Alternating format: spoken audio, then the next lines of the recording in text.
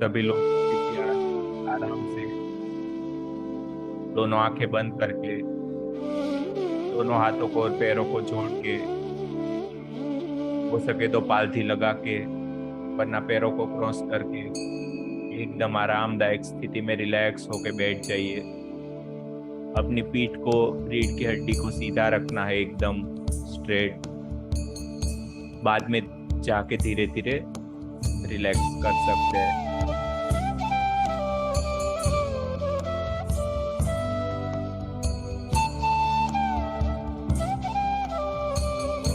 एकदम रिलैक्स,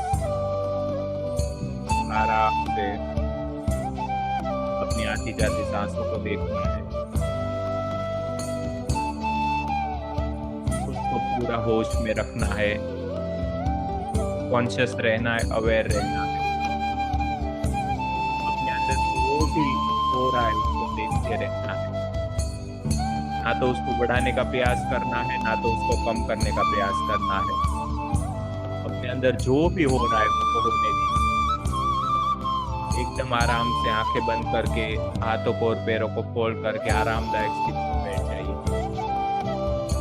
एकदम रिलैक्स होकर बैठिएगा, एकदम आराम से, एकदम आराम से रिलैक्स, एकदम रिलैक्स, एकदम आराम से।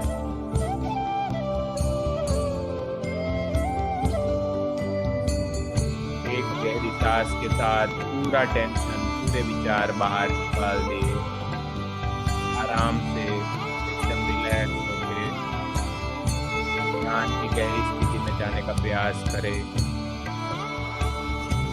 एकदम रिलैक्स, एकदम आराम से बैठ जाइए।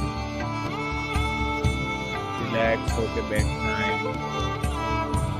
एकदम आराम से।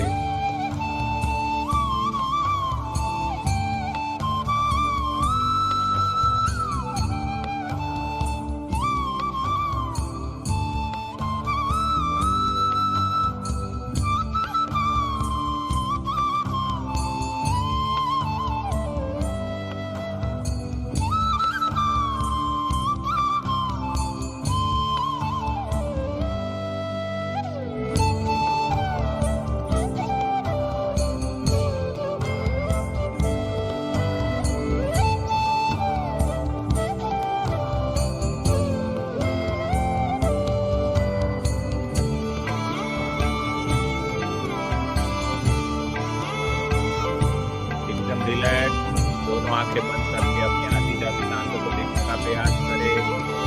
एकदम आराम से खुद को पूरा होश पूर्वक महसूस करने का प्रयास करें। We are inviting Brahmarshi Pitamah Patri ji, Mahavatar Baba ji, lord Hanuman ji, please join your divine and divine dhyan session.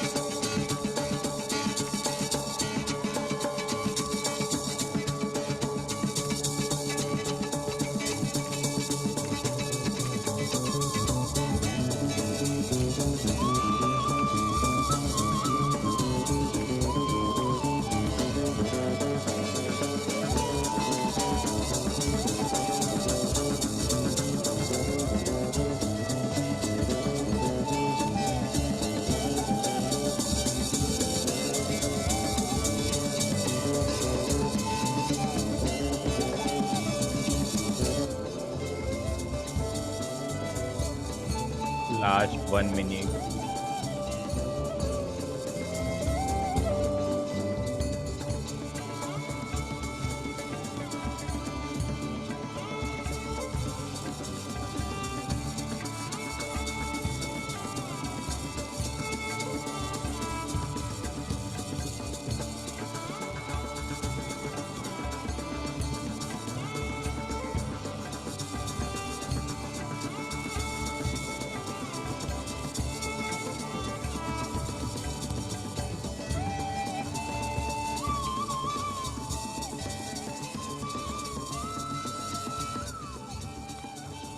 जो भी साधक ध्यान से बाहर आना चाहते हैं, कृपया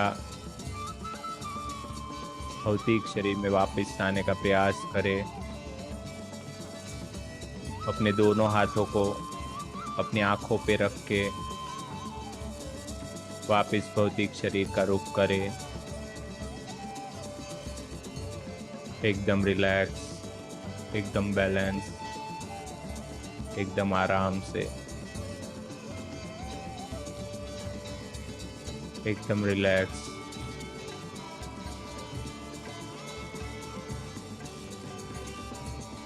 एक अखूट शांति से बाहर आने का मन तो नहीं करता है, लेकिन फिर भी थोड़ा कॉन्शियस तो होना ही पड़ता है लाइफ में। जो भी अपना ध्यान जारी रखना चाहते हो वो अपना ध्यान जारी रख सकते हैं। आज हम हमारा जो 6 चक्रा है, आज्ञा चक्र, उस पे बात करने वाले हैं। हम हमारे खुद के जानने के रास्ते में हमारे ऊर्जा शरीर को जानने का प्रयास कर रहे हैं। उसमें हमने जैसे कि देखा कि दोनों साइड अलग अलग नाड़ियाँ होती है और सेंटर लाइन में जो मेन लाइन होती है, जो सेंटर की मेन लाइन है, वो सुषुम्ना नाड़ी कही जाती है। लेफ्ट और राइट की इडा और पिघला के नाम से जाना जाता है। इस 3 ही लाइन से हमारा जो 7 चक्र है वो सेंटर में होते हैं, जहाँ पे हमारा करोड़रज्जु या स्पाइनल कॉर्ड होता है। उसी के आसपास थोड़ा आगे पीछे ये जो है ऊर्जा के केंद्र होते हैं। तो हम कंटिन्यू इसी को जानने का प्रयास कर रहे हैं। उसमें से हमने जो सबसे पहला है बेस में मूलाधार चक्र को देखा, जो हमारे भौतिक जीवन का मुख्य आधार है, भौतिक सुख का मुख्य स्रोत है। इसको जानने पर ही हम हमारी भौतिक लाइफ को जीत पाएंगे। उसके बाद में हमारा जो स्वाधिष्ठान चक्र है वो हमें एक नया क्रिएशन करने का अवसर देता है। हमारे जैसा नया और जीवन बना सकने की शक्ति रखता है, वो स्वाधिष्ठान चक्र है हमारा। उसके बाद में जो हमारा मणिपुर चक्र है वो हम हमारे शरीर के अंदर जो भी खाना, जो भी ऊर्जा, जो भी हमारे अंदर लेते हैं उसको पचा के उसको सही रास्ते पे मोड़ने का काम ऊर्जा नाड़ियों में यहीं से होता है। उसके बाद में जो सेंटर चक्र कहा जाता है, हृदय चक्र, हार्ट चक्र, ये हमें हमारे जैसे और जीव के प्रति प्रेम भाव, प्यार जताने का एक रास्ता वहीं से निकलता है, वही हमारा हृदय चक्र होता है। उसके बाद में सब कुछ समझने के बाद में खुद को एक शुद्धि की प्रोसेस से पूरा गुजारने के बाद में जब हम आगे बढ़ते हैं तब हम विशुद्धि चक्र से गुजरते हैं। धीरे धीरे एकदम पूरा प्रोसेस हो जाने के बाद में, पूरा क्लींजिंग हो जाने के बाद में हम हमारा जो 6ठा चक्र है, जिसको आज्ञा चक्र के नाम से जाना जाता है, वो हमारी 2 आँखों के बीच में हमारे कपाल के सेंटर में होता है। एक बार खुद को कंट्रोल कर जाने का जब हम सीख जाते हैं, खुद के प्रति कॉन्शियस रहना, खुद के प्रति साक्षी भाव से रहना सीख जाते हैं, बाद में हम इस चक्र से अच्छे से जुड़ पाते हैं। आज्ञा के साथ में नॉलेज, ज्ञान, ये सभी बातें जुड़ी हुई होती है। तो हम सूक्ष्म लोक से हमारे जो भौतिक लोक का जो रास्ता है, जो ज्ञान का, वो हमारा जो थर्ड आई चक्र है, हमारा जो आज्ञा चक्र है, वहीं से गुजरता है। और हम जो भी ज्ञान हासिल करना चाहते हो, वो इसी रास्ते से हम सब कुछ ज्ञान हमारे अंदर ले सकते हैं। और जो भी हमारे भाव है, हम व्यक्त करना चाहते हो या कोई संदेश भेजना चाहते हो, तो इसी चक्र के द्वारा हम दूसरे व्यक्ति को या दूसरे किसी भी जीव को या दूसरे लोक में भी हमारा जो है संदेश हम भेज सकते हैं, हमारा जो भाव है वो भेज सकते हैं। लेकिन वो भाव प्यार का होना चाहिए, अच्छाई का होना चाहिए, दया का होना चाहिए, करुणा का होना चाहिए।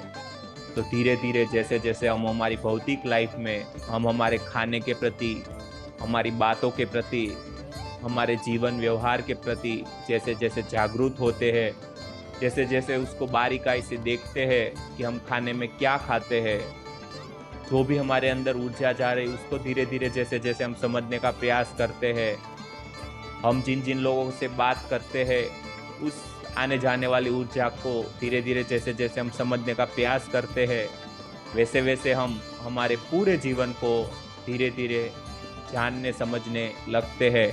और धीरे धीरे हमारे सभी चक्र बैलेंस में होते जाते हैं। जब हमें भौतिक लाइफ में कुछ ज़रूरत होती है, भौतिक काम कुछ करने होते हैं, तब हमें उस लाइफ में भी सपोर्ट मिलता है। और जब हमें शांति चाहिए होती है, मतलब कि हमारी सूक्ष्म लाइफ में जो हमें ज्ञान या कुछ गाइडेंस चाहिए होता है, तब हम उसको लेके वो सब हासिल कर सकते हैं। तो बस यही बात है, धीरे धीरे खुद को ही समझने का प्रयास करना है, खुद को होश में रखने का प्रयास करना है। खुद के साथ एक भी कर्म या एक भी चीज़ ऐसी ना हो जाए जिसके प्रति हम होश में ना हो। हम जानबूझ के अगर नहीं कर सकते तो ऐसा कर्म हमें बाकी कर्मों से भी बांध देता है। तो सभी हमारे अंदर से जो भी चीज़ें आती है, हम जो भी काम करते हैं, जो भी पढ़ते हैं, लिखते हैं, जो भी कुछ करते हैं, उसके प्रति एक कॉन्शियसनेस हमेशा रहनी चाहिए, एक अवेयरनेस हमेशा बनी रहनी चाहिए। एक सिर्फ होश ही एक ऐसी चीज़ है जो हमें सभी बेकार काम करने से, बेकार बातें करने से रोकता है। अगर आप धीरे धीरे होश पूर्वक जीना चालू कर देते हैं, तो बाद में आपके द्वारा एक भी कर्म ऐसा नहीं होता है जिसका आपको आगे जाके पछतावा होता है।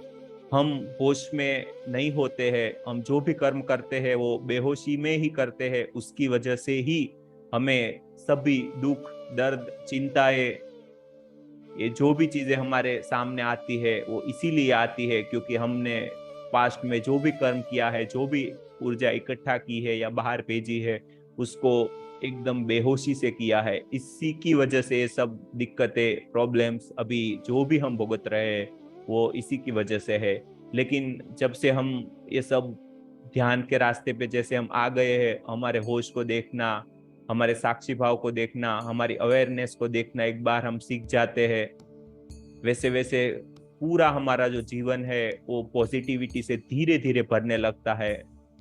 उसका रिजल्ट धीरे धीरे हमारी लाइफ में आना चालू हो जाता है। सबसे पहले हमारी जो भौतिक शरीर है, हमारी जो भौतिक लाइफ है, उसी में वो फायदे दिखने चालू हो जाते हैं। तो अगर हम उसको भी होश पूर्वक देखते हैं, अवेयरनेस से देखते हैं, तो तुरंत हमें पता चल जाता है कि ये फायदा इस चीज की वजह से आया है। बस तो उसी चीज को कंटिन्यू करते जाना है। हमें जीवन में जो भी कोई भी प्रॉब्लम हो, बस यहीं से जुड़ा हुआ है वो दिक्कत, वो प्रॉब्लम, तो बस इसी को काटना है। अगर कोई भी हमारे साथ में कुछ भी गलत कर रहा है या गलत हमें महसूस हो रहा है, तो दोष उसका नहीं है, उसको बिल्कुल दोष नहीं देना है। जो भी हमारी लाइफ में हमें मिलता है, उसका पूरा जो भी हमें मिलता है वो जिम्मेदारी से निभाने का प्रयास करना चाहिए, चाहे वो सुख हो या दुख हो। क्योंकि वो हमारे द्वारा ही हम तक आया हुआ है। चाहे माध्यम भले कोई और बने, लेकिन हमारे पास अगर पहुंचा है तो उसका जो है उसके जवाबदार वो हम ही है। तो इसी चीज को धीरे धीरे समझ में लेना है, और किसी भी और चीज को, किसी भी और व्यक्ति को कोई भी अलग आपके द्वारा कुछ है ही नहीं, तो वो कुछ आपके साथ बुरा बर्ताव नहीं कर पाएंगे। अगर आपके साथ कोई बुरा बर्ताव करता है, आपके लिए कुछ अच्छा या बुरा कर सकता है, तो वो सिर्फ आप ही है। आप ही अपने जीवन को अच्छे या बुरे रास्ते पे ले जाओगे। तो अभी से आपको डिसाइड करना है कि आपको कैसा जीवन चाहिए। धीरे धीरे अपने लाइफ में जैसे जैसे हम होश पूर्वक समझदारी से जीना चालू कर देते हैं, थोड़ा सा दया भाव, थोड़ा सा करुणा भाव, बातों में थोड़ा प्रेम, गुस्सा थोड़ा कम करना है, ये सब चीजें धीरे धीरे घटित होती जाएगी। तो बस इसी चीज को जारी रखना है। अगर कोई भी दिक्कत हो, कोई भी प्रश्न हो, कोई भी प्रॉब्लम हो, तो हमारे साथ सेशन में, ग्रुप में या डायरेक्टली कोई भी सीधा पूछ सकते हैं। जब भी हमें वक्त मिलता है तो तुरंत उसका सॉल्यूशन देने का, उसका समाधान देने का प्रयास करते हैं। अभी अगर कोई भी साधक को कुछ भी अपना अनुभव शेयर करना हो, कुछ भी अपनी बात रखनी हो, कुछ भी प्रश्न पूछना हो, तो कृपया वो पूछ सकते हैं।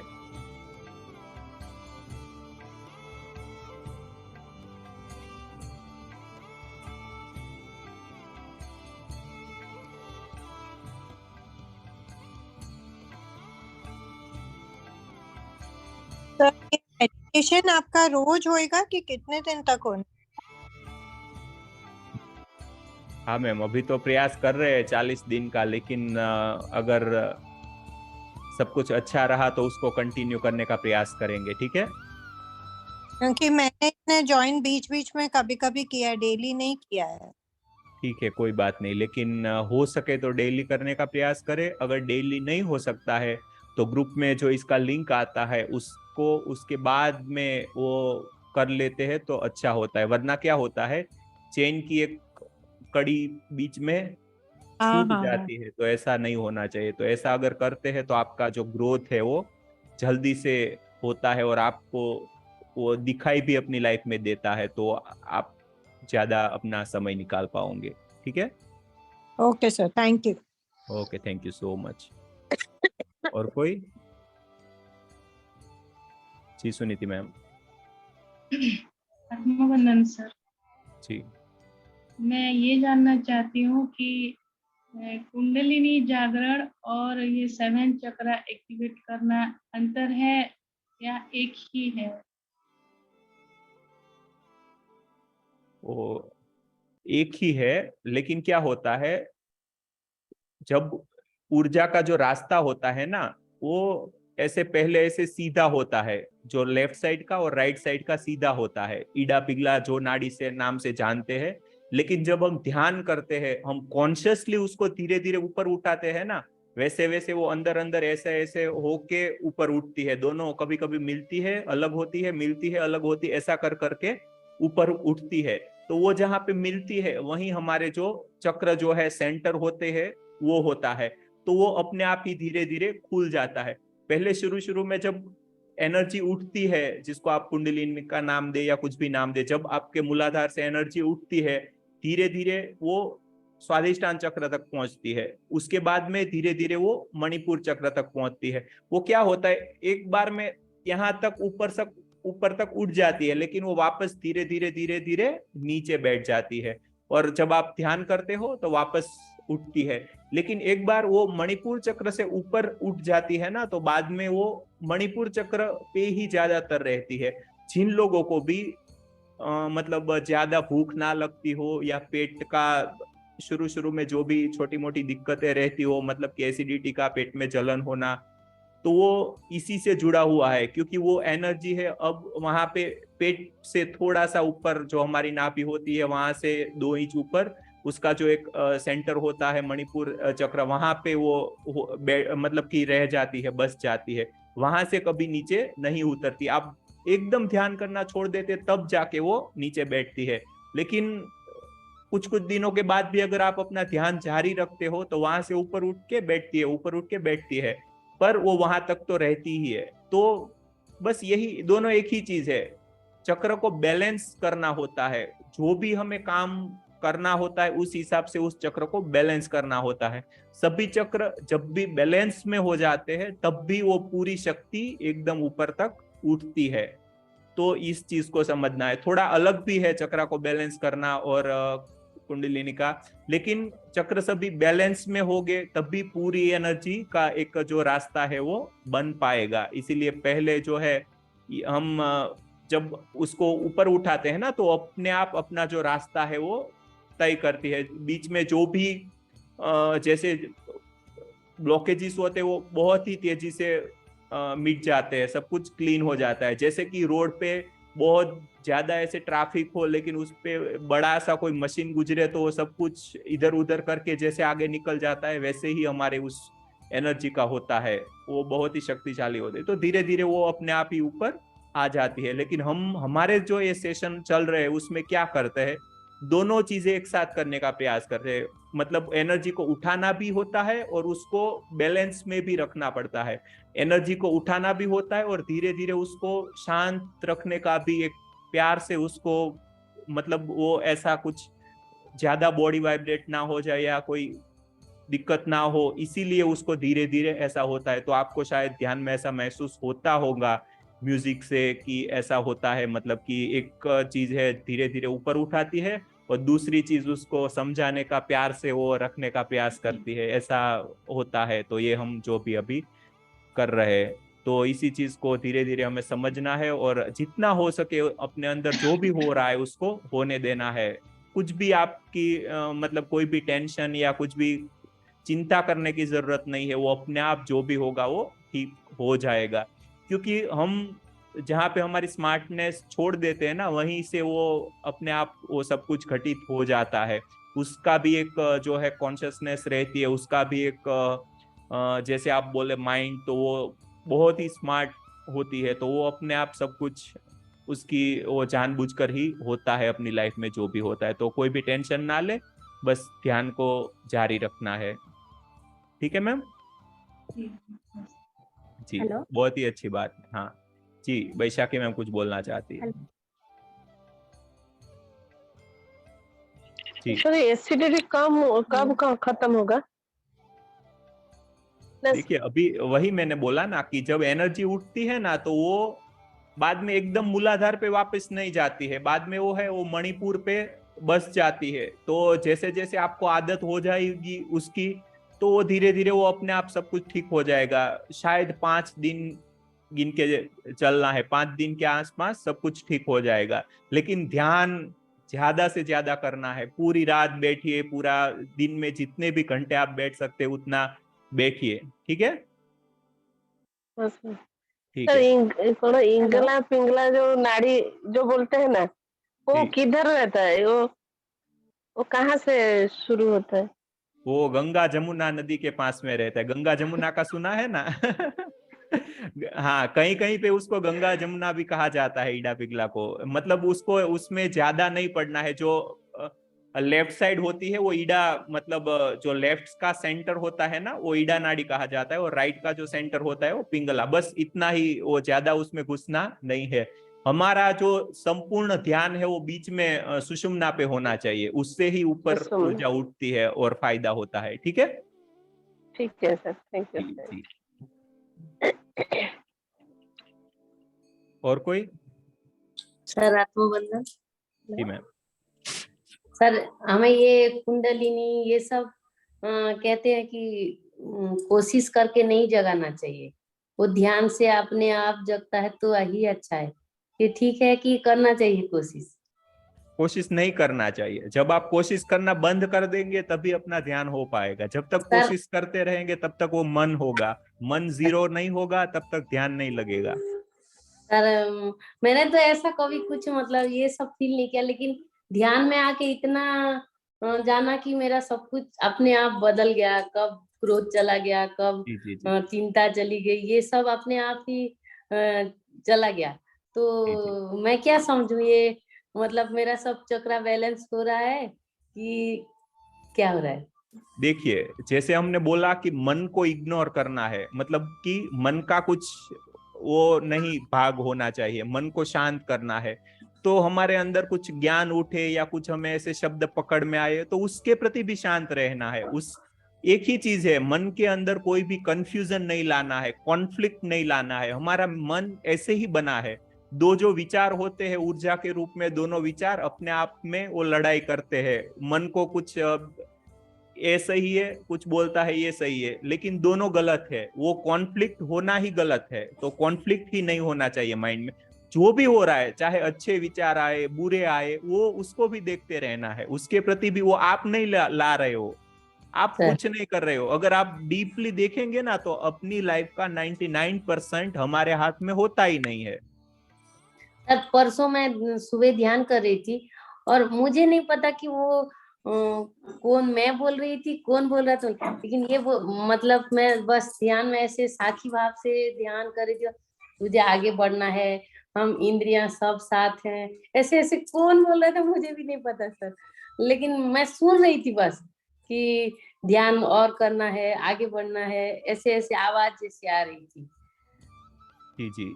लास्ट में जब तक आप मतलब जब तक मैं का भाव रह जाता है ना, तो वो चीज आपसे अलग हो जाती है। सिर्फ लास्ट में जब कॉन्शियसनेस बच जाती है ना, कि सब कुछ वो महसूस कर रहा है, उसको ना कुछ लेना देना है, कुछ किसी भी चीज से लेना देना नहीं है, सिर्फ देखता रहता है, बस वही भाव जो लास्ट होना चाहिए। कुछ भी कॉन्फ्लिक्ट नहीं होना चाहिए कि ये मैं हूं, कि मेरे द्वारा होता है। कि जब आपका मैं का भाव चला आता है तब वो पीछे हट जाता है। इसीलिए उसमें मैं के भाव में नहीं रहना है, कॉन्शियसनेस के भाव में रहना है, जिसको आत्म भाव बोलते हैं। तो उस आत्म भाव से रहना है, भौतिक भाव से या शारीरिक भाव से नहीं रहना है। ठीक है sir, thank you sir. Thank you ma'am, thank you ji. Rajesh भाई। नमस्कार सर। जी सर, मैं ये जानना चाहता हूँ, जो एंजल्स बोलते हैं कि एंजल्स रहते हैं हमारे आसपास और वो हम गाइड करने की कोशिश करते हैं, तो ये क्या सही में एंजल्स होते हैं और हमको गाइड करते हैं? ये इसके बारे में बताइए सर। देखिए, एंजल्स यहाँ का इंडिया का वर्ड नहीं है, ठीक है। इसको हम यहाँ पे नाम देंगे सूक्ष्म ऊर्जा का, ठीक है। हमारे आसपास जो भी सूक्ष्म ऊर्जा होती है वो अलग अलग एंटिटी होती है। तो ऐसा नहीं होता है कि वो आके आपका फायदा ही पहुंचाए। हो सकता है वो आपका अगर प्रोटेक्शन अच्छा नहीं है, आपका जो है ऊर्जा शरीर अच्छे से कंट्रोल में नहीं है, तो वो आपको परेशान भी कर सकते हैं। तो इसीलिए हम बोलते हैं ना कि जब हम हमारे मेडिटेशन करते हैं तब हम उसके साथ में हायर एनर्जीज को जोड़ते हैं, ताकि वो कुछ हमें दिक्कत ना आए। तो हमें वो कुछ गाइडेंस की या कुछ भी वो जरूरत नहीं है। जब तक आप किसी और ऐसी सूक्ष्म एनर्जी से जुड़ेंगे या ऐसा कुछ प्रयत्न करेंगे, उससे कुछ ज्ञान लेने का प्रयत्न करेंगे, ठीक है सर, तब तक 65 के एक्सपोर्ट है।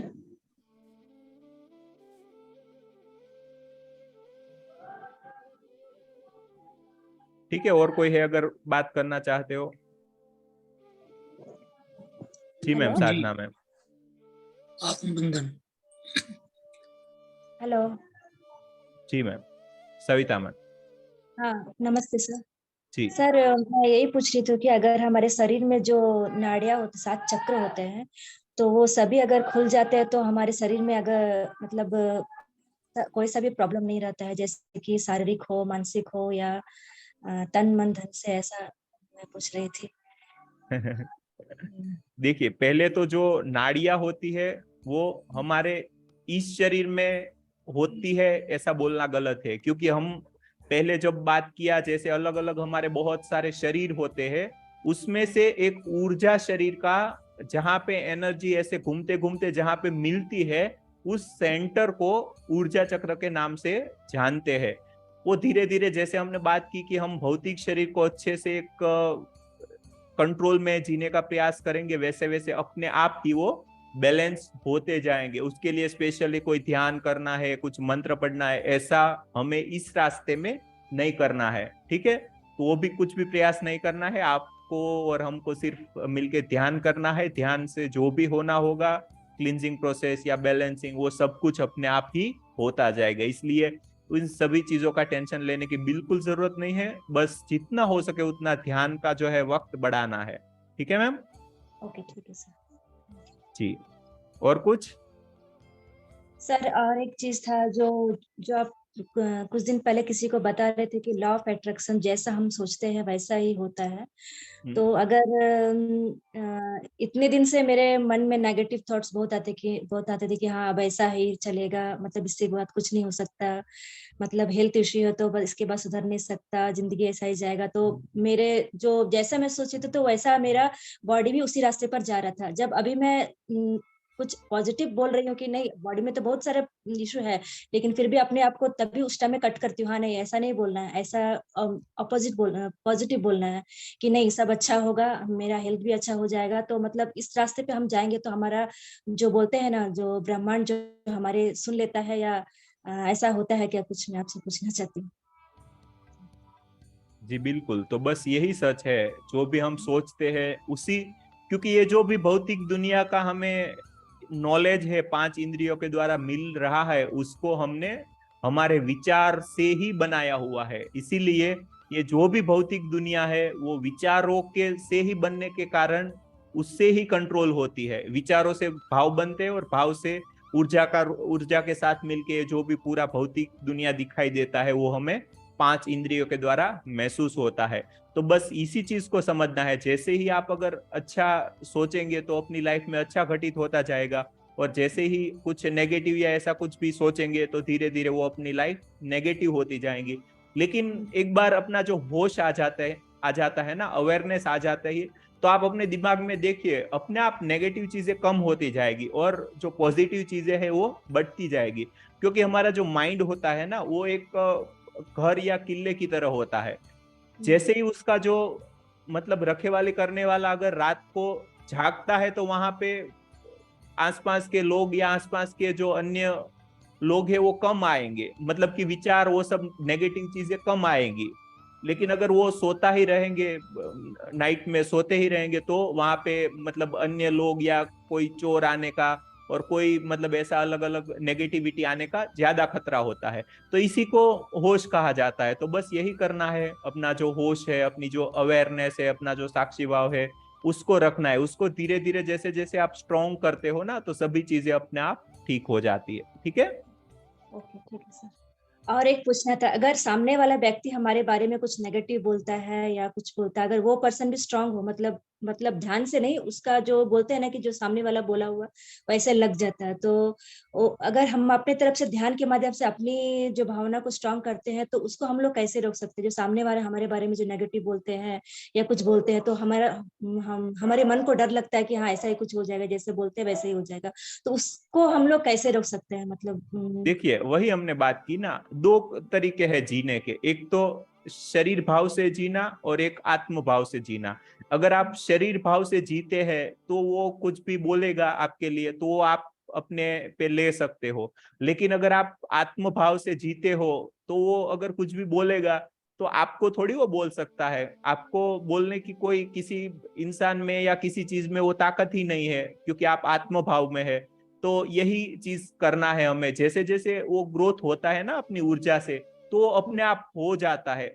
जैसे अगर आपकी एनर्जी ज्यादा हो, आपका जो आत्मभाव है वो स्ट्रांग हो, तो कोई भी इंसान आपके सामने बोलने में या आपकी आंखों में आंखें डालने में, कुछ बुरा बोलने में भी 2 बार सोचता है।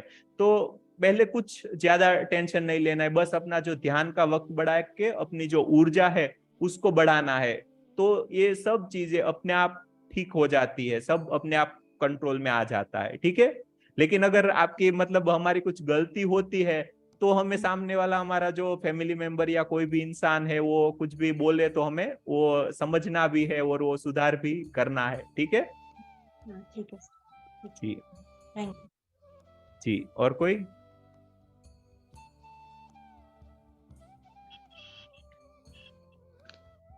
आत्मवंदन सर। जी साधना में। सर मैं कहना चाहती हूँ कि जब मैं मेडिटेशन में बैठता हूँ ना, चेस्ट में राइट साइड में पेन होता है, 4-5 दिन हो गया। और किसी समय नहीं, जिस समय मैं बैठता हूँ ध्यान में, उस समय। कितने टाइम से, मतलब अभी मेडिटेशन करते हो तब से कि मतलब पहले से? पहले से नहीं, 4-5 दिन हो गया। ध्यान करते हैं तब से? तब हाँ, जब 3 टाइम करता हूँ, जब भी करती हूँ वहीं पे पेन होता है। वो क्या होता है कि हमारा जो पूरा शरीर है ना, वो मतलब उस दोनों मस्कुलाइन और फेमिनाइन दोनों एनर्जीज को वो रखता है। मतलब हमारे शरीर के अंदर ही शिव और शक्ति दोनों का भाव है। तो जो राइट साइड का जो पोर्शन है वो मस्कुलाइन एनर्जी या फेमिनाइन एनर्जी को वो रिप्रेजेंट करता है। ठीक है, तो उसी आपके जो भाव होते हैं वो कमजोर होने की वजह से या पास्ट के किसी भी वो भाव के जो ब्लॉकेजेस होते हैं वो अपने अंदर रहने की वजह से ये सब चीजें जो होती है वो पेन के रूप में सामने दिखाई देती है। हमारे अंदर जो भी ब्लॉकेजेस है उसी को क्लीन करने के रूप में ही हमें जो है पेन की या दर्द की महसूसगी होती है। हमारे शरीर में कहीं पे भी अगर हमें दर्द तब होता है जब वहां पे अपना शरीर अपने आप उसको ठीक करने का प्रयास करता है। दर्द तब नहीं होता है जब वहां पे कुछ प्रॉब्लम हो।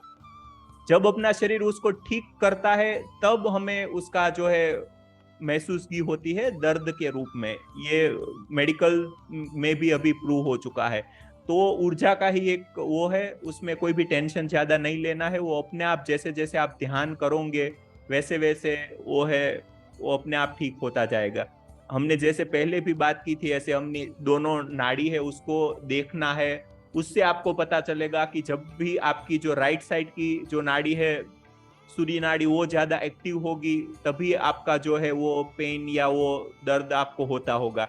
जब भी आपका जो लेफ्ट साइड की नाड़ी एक्टिव होती होगी तब कम होता होगा या नहीं होता होगा, क्योंकि तभी वहां पे ऊर्जा का जो प्रेशर है दबाव है नहीं होता है। इसकी वजह से ये सब चीजें आती है। तो उसको जैसे जैसे हम कॉन्शियसली देखना चालू कर देते हैं वैसे वो अपने आप ठीक हो जाता है। उसमें ज्यादा कुछ भी टेंशन लेने की बात नहीं है। बस जितना हो सके उतना ध्यान का वक्त बढ़ाना है और हमारा जो खाना पीना है वो थोड़ा सुधारने का प्रयास करना है। बस यही बात है। ठीक है, और कोई? सर और एक प्रश्न है जी। सर, आज जब मैं मेडिटेशन में बैठता था तो अपने आप आंख में आंसू आ गए, क्यों आ गए मुझे मालूम नहीं है।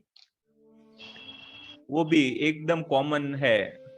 जो भी हमने कभी कभी ऐसा करते हैं ना कि हमारा मन करता है रोने का लेकिन हम रोते नहीं है, हम मतलब रोक के रख देते हैं तब उस वक्त पे पास्ट में, तो वही सप्रेस होके हमारे अंदर उसका भाव रह जाता है, अपने अंदर ही वो सप्रेस हो जाता है। तो जैसे हम मेडिटेशन करते हैं तो वापिस वो खुलता है, उसी की वजह से वो रोना या आंसू आना वो सब होता है।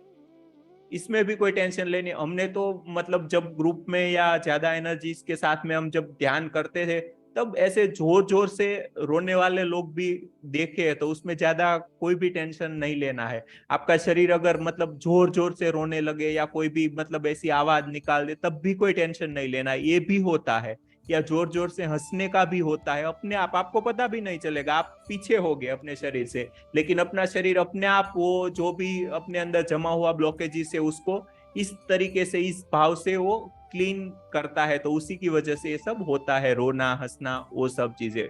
तो बहुत ही अच्छा ग्रोथ होने का ये प्रमाण है। तो बस इसी को पॉजिटिव लेके ध्यान का वक्त बढ़ा के अच्छा करना है। ठीक है, थैंक यू सो मच जी। और कोई?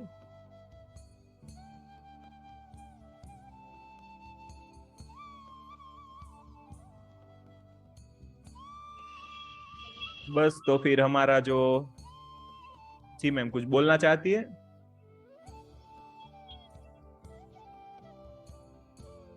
तो फिर हमारा जो ध्यान का सेशन है इसको यहीं पे हम समाप्त करेंगे। हम सब के अंदर बैठे हुए उस परम तत्व को प्रणाम करते हुए आज के सेशन को यहीं पे समाप्त करते हैं और हर रोज 3 बजे मिलते रहेंगे।